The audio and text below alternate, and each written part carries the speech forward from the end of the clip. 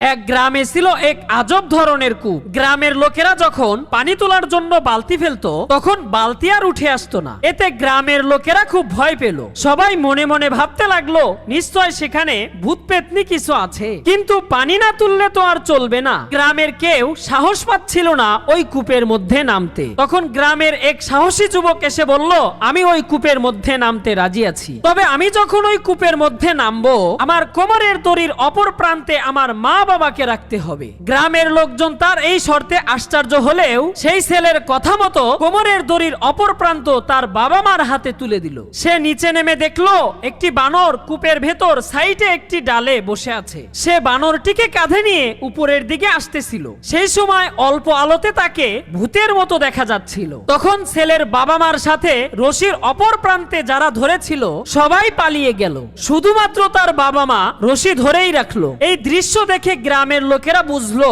এই ছেলেটি কেন রশির অপর প্রান্তে তার বাবা মাকে রাখতে চেয়েছিল। কারণ হইল বিপদের সময় সবাই ছেড়ে গেলেও বাবা মা কখনো ছেড়ে যায় না।